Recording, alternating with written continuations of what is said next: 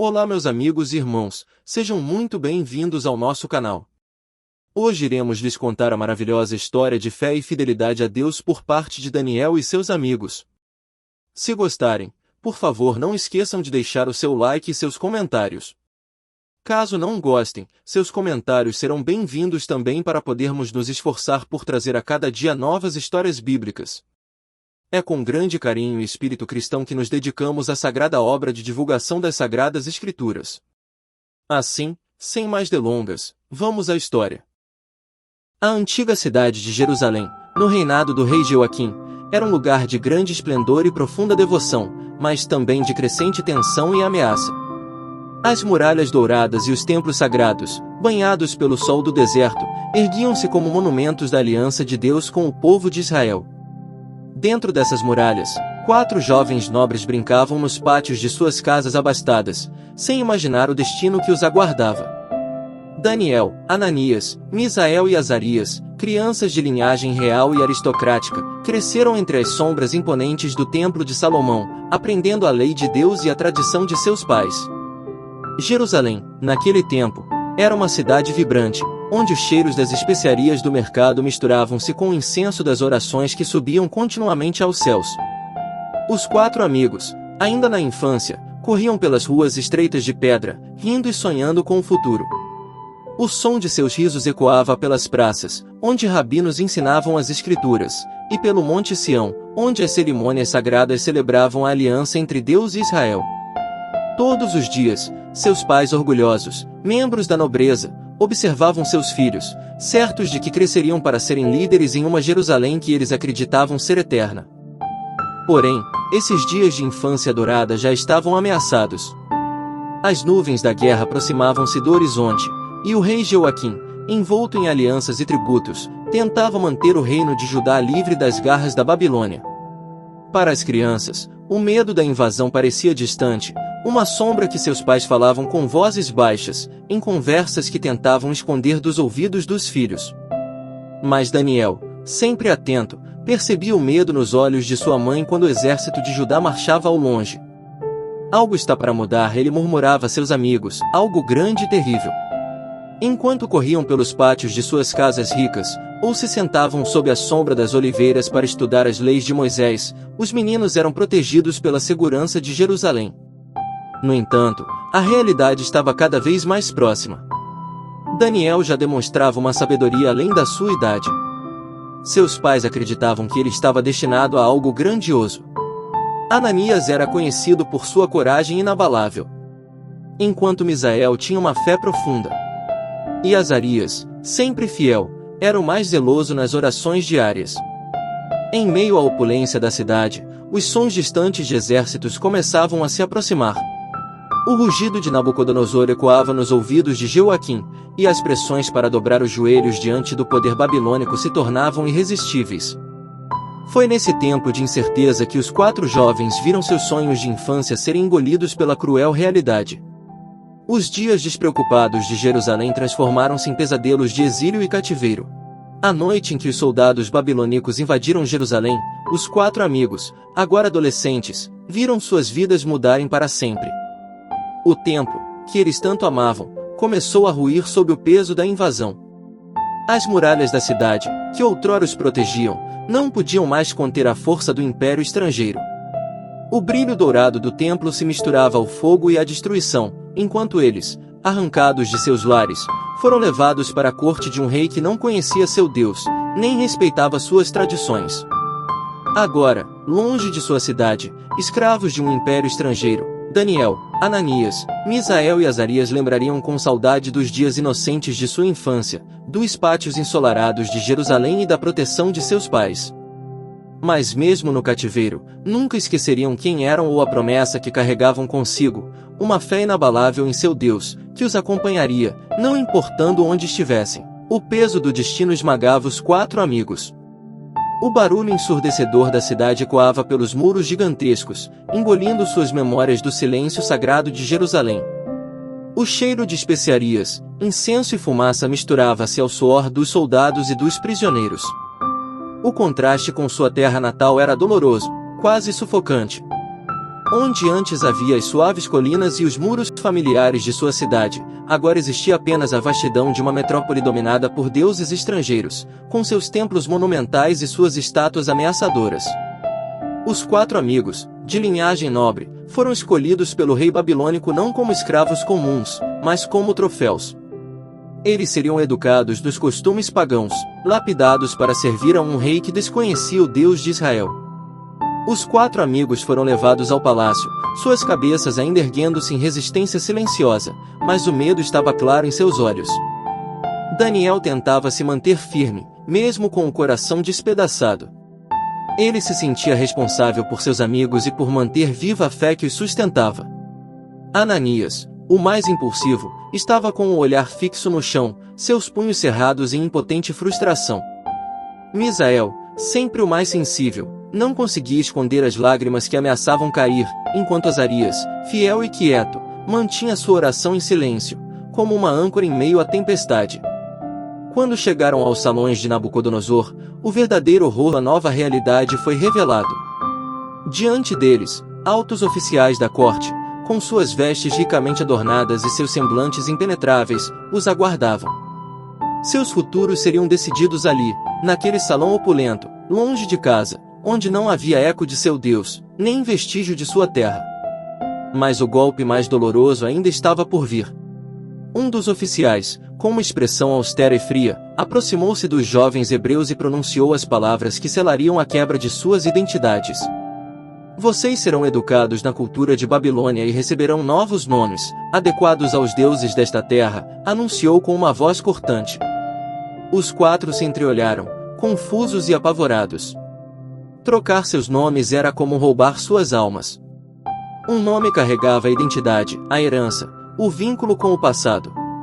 Ao mudar seus nomes, os babilônios estavam tentando apagar quem eles eram. Daniel sentiu o mundo girar ao redor de si. Seu nome, Deus é meu juiz, sempre foi um lembrete de sua fé, de sua confiança no Senhor. Quando o oficial pronunciou o novo nome, Beltesazar, que significava o protegido de Bel, o deus pagão, algo dentro de Daniel quebrou. Era como se estivessem tentando apagar a presença de Deus de sua vida. Ananias, cujo nome significava o Senhor é gracioso, tornou-se Sadraque, uma homenagem ao deus pagão Marduk. Misael, quem é como Deus, foi rebatizado como Mesaque, outro nome que evocava deidades estrangeiras. E Azarias, cujo nome carregava o significado de o Senhor ajuda, passou a ser chamado de Abed-nego, servo do Deus Nego. Os 4 amigos sentiram uma onda de desespero e desolação invadi-los. Seus nomes, que falavam da glória de Deus e de suas promessas, foram substituídos por identidades pagãs, como se tentassem transformá-los em algo que não eram. As palavras pesavam como correntes invisíveis, apertando seus corações. O que seria deles agora? Como poderiam manter sua fé em uma terra que buscava transformá-los a cada passo? Após o ritual de nomeação, foram levados para seus novos aposentos. O luxo ao redor não aliviava a dor que sentiam. Nas profundezas do palácio, afastados de tudo que conheciam e amavam, Daniel, Ananias, Misael e Azarias se sentaram em silêncio, tentando compreender a imensidão do que haviam perdido. Eles não sabiam o que o futuro reservava, mas uma coisa era certa, jamais esqueceriam quem eram. Daniel foi o primeiro a quebrar o silêncio, com uma voz firme, mas suave. Não importa como nos chamem. Somos quem somos, filhos de Israel, servos do Deus Altíssimo. Nada, nem ninguém, pode mudar isso. As palavras de Daniel eram uma promessa, tanto para si quanto para seus amigos. Mesmo em meio ao medo e à tristeza, a fé deles permaneceria inabalável. Eles sabiam que enfrentariam grandes desafios, mas, juntos, enfrentariam tudo que Babilônia jogasse em seus caminhos. Mesmo com seus nomes pagãos, seus corações permaneceriam fiéis a quem realmente eram. E assim, em meio às muralhas de uma cidade estrangeira, 4 amigos fizeram uma promessa silenciosa: resistiriam. Da Babilônia parecia respirar poder. Seus altos palácios e templos, suas avenidas cheias de esplendor, eram como um lembrete constante do domínio que agora imperava sobre Daniel, Azarias, Misael e Ananias. de suas terras, impostos a uma nova realidade, onde até mesmo seus nomes, carregados de significado e história, foram apagados. No início, o peso dessas novas identidades parecia insuportável. Seus novos nomes traziam o eco de realizações pagãs, distorcendo as memórias dos nomes que uma vez glorificaram o Deus de seus pais. Daniel, Belteshazzar, sentiu o conflito dentro de si. Embora os babilônios quisessem moldá-lo à sua imagem, algo dentro dele ardia com uma chama inabalável, a chama da fé e da verdade que jamais se apagaria. Em uma das noites mais difíceis, sentados à beira de uma grande varanda que dava vista para a grandiosa cidade da Babilônia, os 4 amigos se perguntaram se algum dia voltariam a ser quem eram. O olhar de Daniel, sempre vigilante, reflete a luta interna que todos sentem. Ele sabia que o propósito de seus inimigos os quebraria de dentro para fora. A troca de nomes não foi uma mudança superficial, mas uma tentativa de moldar suas almas, transformá-las em algo irreconhecível para si mesmos e para o Deus de Israel. Misael, ou Mesaque, falou com a voz embargada. Lembram-se de nossos pais? De suas vozes nos guiando em oração? Ananias, agora chamado Shadracha, abaixou a cabeça, seus olhos brilhando com lágrimas que não podiam esconder.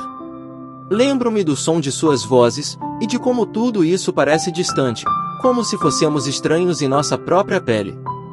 Mas Daniel, Belteshazzar, clamou o olhar para o céu. Não somos estranhos. Eles podem mudar nossos nomes, nossas roupas, nossos hábitos, mas jamais poderão tocar nossos corações. O Deus de Israel ainda está conosco. Nos dias que se seguiram, as tarefas no palácio foram aumentadas. Eles aprenderam as línguas e costumes babilônicos, treinados para servir na corte do rei. Mas, a cada dia, os 4 jovens mantinham seu pacto, recusando-se a se curvar aos deuses pagãos babilônicos, mantendo a oração e o jejum. Daniel, sempre o mais observador, notou que algo perturbava Nabucodonosor, o grande rei da Babilônia.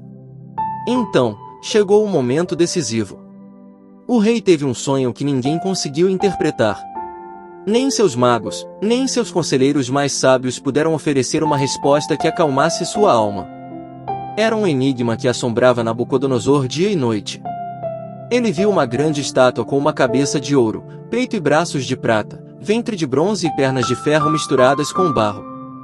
Desesperado, ele chamou Daniel, na esperança de que ele, o jovem estrangeiro que sempre mantinha uma aura de mistério, tivesse uma resposta. Daniel, sabendo que essa era sua oportunidade de servir ao Deus de Israel, pediu a seus amigos que orassem com ele. Em um silêncio profundo e orações fervorosas, Daniel recebeu uma revelação. Naquele silêncio profundo da noite, uma visão tomou conta de Daniel. Ele viu claramente o que o sonho queria. Com coragem, ele se apresentou diante de Nabucodonosor no grande salão real, onde todos esperavam, ansiosos. Ó rei, Daniel disse, o Deus dos céus revelou seu sonho. A estátua que o Senhor viu representa os reinos da terra. O ouro é sua própria majestade, a cabeça da estátua, mas outros reinos virão depois de você. No fim, o reino de Deus destruirá todos esses reinos e durará para sempre. Nabucodonosor ficou paralisado. Sua grandiosidade foi ofuscada, por um momento, pela imensidão da verdade divina que lhe foi revelada. Daniel, agora mais do que nunca, compreendeu que seu destino não estava preso ao seu nome ou às correntes invisíveis da cultura que o cercava. Ele e seus amigos permaneceram firmes em sua fé, não importava o que viesse a seguir. Ao saírem da sala do trono, os 4 se entreolharam, sentindo que algo maior estava à espera. Eles sabiam que o caminho à frente seria árduo, mas a fé que compartilhavam era a força que os manteria unidos, não importava o quão pesadas fossem as correntes que tentassem amarrá-los ao mundo babilônico. Com o tempo, o orgulho de Nabucodonosor aumentou e a soberba tomou vulto em sua alma.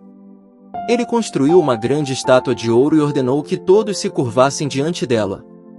Meus amigos Sadraque, Mesaque e Abed-nego se recusaram firmemente, pois não aceitariam adorar nenhum outro Deus além do Senhor Deus de seus antepassados. Quando o rei soube de sua desobediência, ficou furioso e ordenou que eles fossem jogados numa fornalha de fogo ardente. Antes de serem lançados, ele lhes deu uma última chance, dizendo: Quem é o Deus que pode livrá-los das minhas mãos? Mas eles responderam com firmeza: Ó Rei, o nosso Deus, a quem servimos, pode perfeitamente nos livrar da fornalha de fogo, mas, mesmo que ele não o faça, não nos curvaremos. O rei, tomado de ira, mandou que a fornalha fosse aquecida 7 vezes mais que o normal e que os 3 fossem jogados nela. As chamas eram tão intensas que os homens que os jogaram morreram queimados. No entanto, ao olhar para dentro da fornalha, Nabucodonosor ficou espantado. Não jogamos 3 homens no fogo? Vejo 4 homens andando livremente, e o quarto é semelhante a um filho dos deuses. Deus enviara um anjo para protegê-los. Os 3 saíram da fornalha sem um arranhão e suas roupas sequer cheiravam a fumaça. O rei, maravilhado, proclamou que não havia outro Deus além do Deus de Israel e promoveu meus amigos a posições de ainda maior prestígio no reino. Mas, uma grande mudança nos aguardava. Com o tempo, o rei Nabucodonosor foi sucedido por Dário, o Medo. Durante o reinado de Dário, Deus continuou a me abençoar, e ganhei a confiança do rei, a ponto de ser colocado como um dos principais administradores de todo o reino. Isso gerou inveja entre outros oficiais, que buscaram uma forma de me destruir. Sabendo que eu orava 3 vezes ao dia ao meu Deus, eles convenceram o rei a emitir um decreto que proibia qualquer pessoa de orar a qualquer deus ou homem, exceto ao próprio rei, durante 30 dias. Mesmo sabendo do decreto, continuei a orar ao Senhor como de costume. Os oficiais me encontraram orando e imediatamente me denunciaram ao rei. Dário ficou angustiado, pois gostava muito de mim. Mas, por causa da lei dos medos e persas, que não podia ser revogada, foi forçado a me condenar à cova dos leões. Naquela noite, fui jogado na cova, e o rei Dário, com o coração aflito, passou a noite em jejum, torcendo por minha salvação. De manhã cedo, ele correu até a cova e gritou: Daniel, servo do Deus vivo, será que o seu Deus, a quem você serve com fidelidade, foi capaz de livrá-lo dos leões?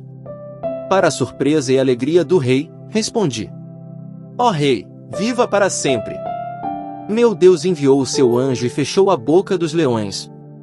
Eles não me fizeram mal, pois fui encontrado inocente aos olhos de Deus e do Senhor, ó rei. Fui retirado da cova ileso, e o rei, maravilhado com o poder do Deus de Israel, ordenou que os oficiais que haviam conspirado contra mim fossem lançados à cova dos leões. Eles, ao contrário de mim, foram devorados antes mesmo de tocarem o chão.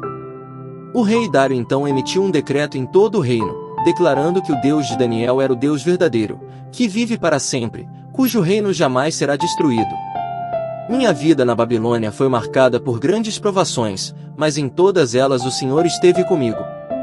Eu e meus amigos enfrentamos o fogo e os leões, mas o Deus de Israel, o único Deus verdadeiro, nos livrou.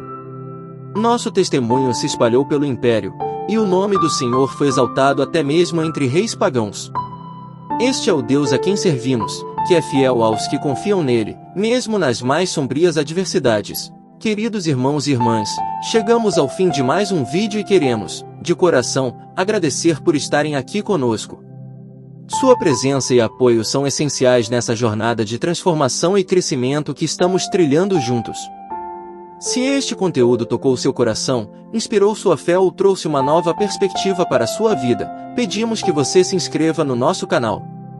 Isso nos ajuda a continuar espalhando essa mensagem de fé e pensamento positivo para mais pessoas. Não se esqueça de deixar o seu like e compartilhar nos comentários o que mais te impactou neste vídeo. Sua opinião é muito importante para nós. Até o próximo vídeo. Nos vemos por aqui.